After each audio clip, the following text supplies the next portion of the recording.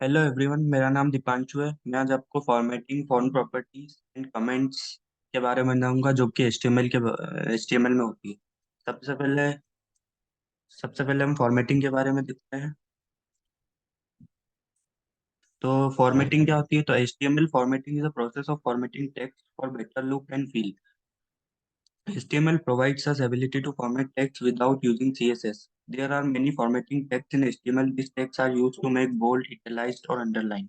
तो HTML क्या करती है? HTML वेरियस एलिमेंट्स प्रोवाइड करती है, like paragraph, heading etcetera, bold वगैरह भी रहते हैं इसमें, जिससे क्या कर सकते हैं हम HTML जो भी डॉक्यूमेंट रहता है उसको फॉर्मेट कर सकते हैं। फॉर एग्जाम्पल, जैसे कि ये हेडिंग एंड पैराग्राफ, इनकी मदद से जैसे H1 से H6 तक हेडिंग टैग्स रहते हैं। तो इसमें क्या रहता है? H1 जो रहता है वो H1 जो रहता है कि ये जो मोस्ट इंपॉर्टेंट हेडिंग है, और H6 मतलब लीस्ट इंपॉर्टेंट हेडिंग है। तो ऐसे ही पैराग्राफ टैग रहता है जिसके अंदर अपन जो भी डिस्क्रिप्शन है वो लिखते हैं। जैसे ये आगे bold tag, italic tag, underline tag, BR tag, ये सारी चीजें भी रहती है। जैसे बोल्ड टैग के बारे में पढ़ते हैं, तो the HTML B element defines bold text without any extra importance. ये क्या करता है? जो भी टेक्स्ट बोल्ड के अंदर लिखा रहता है उसको ये बोल्ड कर देता है। वैसे इटैलिक टैग क्या कर देता है? जो भी टेक्स्ट रहता है उसको इटैलिक फॉर्म में कन्वर्ट कर देता है। अंडरलाइन टैग के अंदर जो भी टेक्स्ट लिखा जाता है उसके नीचे वो लाइन बना देता है, जो भी टेक्स्ट लिखी रहती है जिसके अंदर यू के अंदर जो भी टेक्स्ट लिखा रहेगा। बीआर टैग क्या करता है? बीआर टैग एक सिंगल लाइन क्रिएट कर देता है, लाइन ब्रेक क्रिएट कर देता है, जिसके भी बाद अपन बीआर टैग को लगाते हैं। फॉर एग्जाम्पल, अपन ने कुछ टेक्स्ट लिखा, उसके बाद बीआर टैग लगाया, तो वहां से वो एक हॉरिजॉन्टल लाइन क्रिएट कर देता है, एम्प्टी लाइन की, सिंगल लाइन की ब्रेक क्रिएट कर देता है। मतलब उसके आगे लाइन ब्रेक कर देगा, मतलब उसके आगे अपन कुछ नहीं लिख सकते, फिर उसके नीचे लिखना पड़ेगा। अ, वैसे ही ये जैसा एग्जांपल देख लेते हैं अपन फॉर्मेटिंग इन एचटीएमएल का।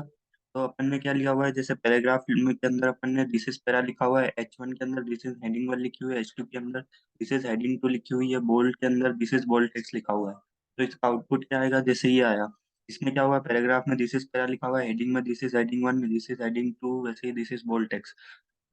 अब जो हेडिंग वन है, ये देख सकते हैं कि ये इसकी जो साइज है वो इंक्रीज कर गई है, मतलब साइज बढ़ी है as compare to heading to.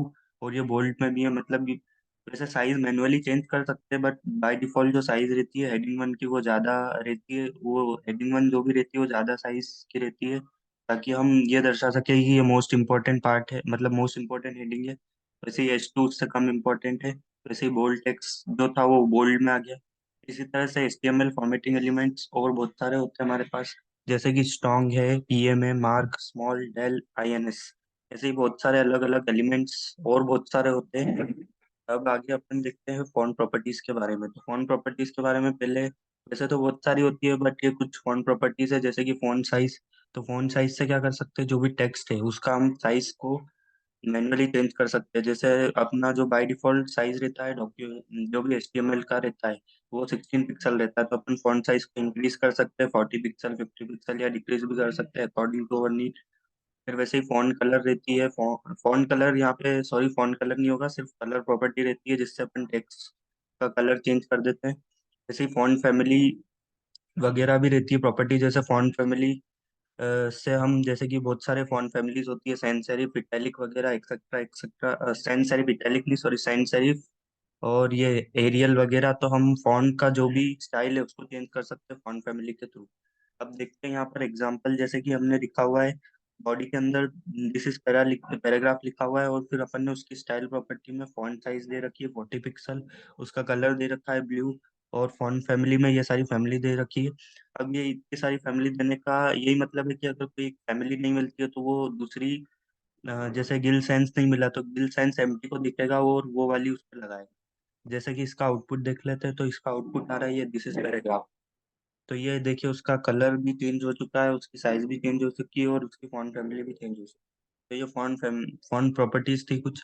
अब हम कमेंट्स के बारे में देखते हैं, कमेंट्स क्या होती है HTML में। तो the comment tag is used to insert comments in HTML code. It is a good practice of coding so that the coder and the reader can get help to understand the code. It is useful to understand steps of the complex code. The comment tag is helpful while the debugging of code.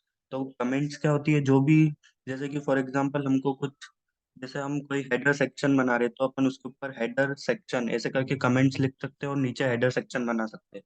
जो भी header section लिखा हुआ है उसको अपन comment करके लिख सकते हैं। कमेंट करके लिख सकते हैं मतलब अगर अपन बाद में किसी भी उस कोड को ही रेफर कर रहे हैं और अपने को हेडर सेक्शन ढूंढना है तो हम क्या करेंगे, जो भी कमेंट लिखे हैं वहाँ पे जाकर देख लेंगे कि ये हेडर सेक्शन है, तो फिर उसके अंदर हम चेंजेस कर सकते हैं।